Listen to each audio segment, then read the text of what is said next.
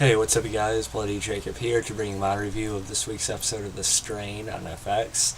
This week we've seen Season 4, Episode 2, which was called Blood Tax. And I want to apologize for this review being a little bit late.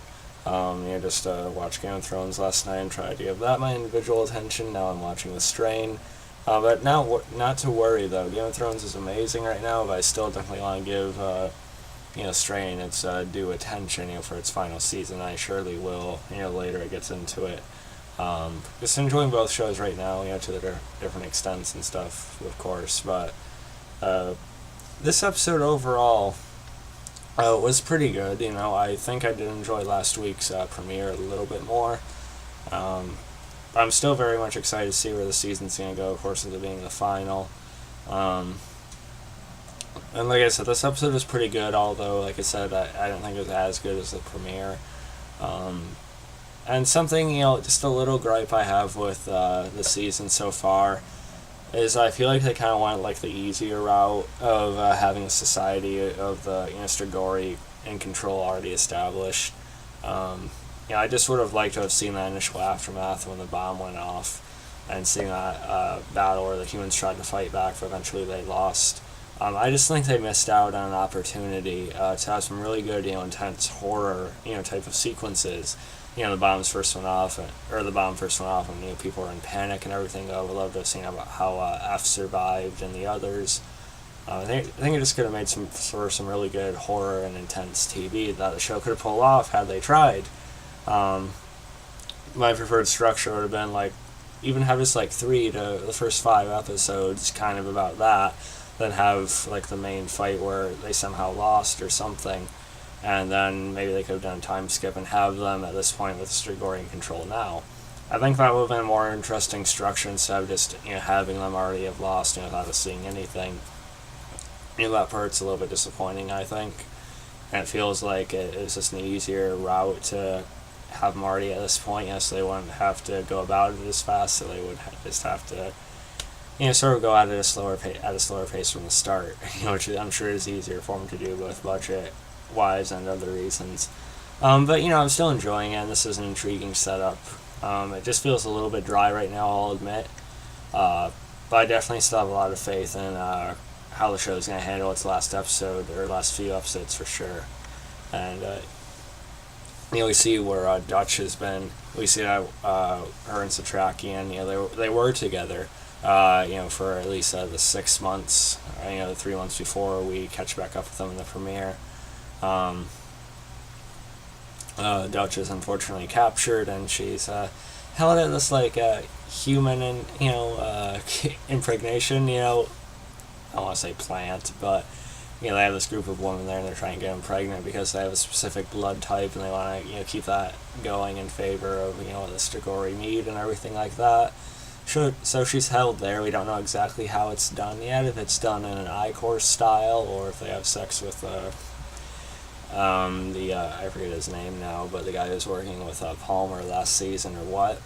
But it's definitely a bad step for Dutch, and I do like Dutch as a character. I know some people found her pretty frustrating over the seasons, mainly because of the triangle last season between her, F and Fett, but I still find her to be a fun character. I do think Rita Gedimentes does a good job in the role. But I did think her situation came off a little bit more dry than it should have been. It came off a little bit dull to me. But still, I think it's probably going to be picking up next week when we catch up with her again.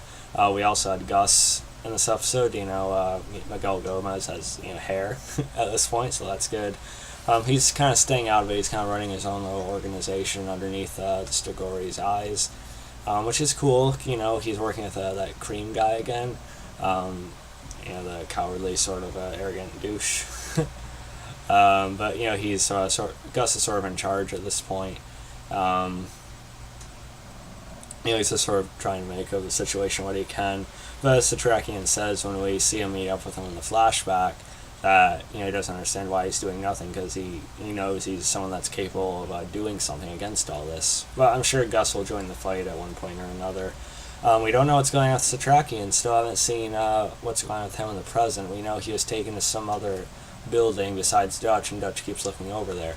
So it has me a little bit worried that I haven't seen Setrakian in the present now. Do I think he's dead? No. Turned? No. But they're definitely keeping us in suspense for some kind of setup to what's going on with Setrakian. But I'm looking forward to seeing more on that. I did like what was going on with F in this episode. He spent more time with the resistance group. He's patching the guy up and everything like that. And, he kind of shows disinterest in getting back into it. But the female leader of the resistance, sort of, kind of manipulates him back into it in a way, or tricks him, sort of. Saying, when F points out, how stupid their plan actually is, to keep blowing up buses and everything, and he kind of pokes a hole in quite a few of their logical points to it, which I found to be kind of fun. Then he says what they should really do, or the smart thing to do would be, to poison the blood supply that he's seen being pumped into the buildings in the premiere. And then she says, okay, and then he kind of appears to join up with them. I still think F is going to find some kind of more personal drive, to get back into the fight, but he's taking this group in now when the Sigori almost hung them down together. He's going to probably take them back to the little apartment place he was staying at in the premiere. I liked how he set up the bomb, and he wiped out quite a few of them. He just shot the other Strigoi down that actually made it out when they were on fire. So I thought that was pretty cool, pretty awesome plan by F there. He thought that on his feet for sure. I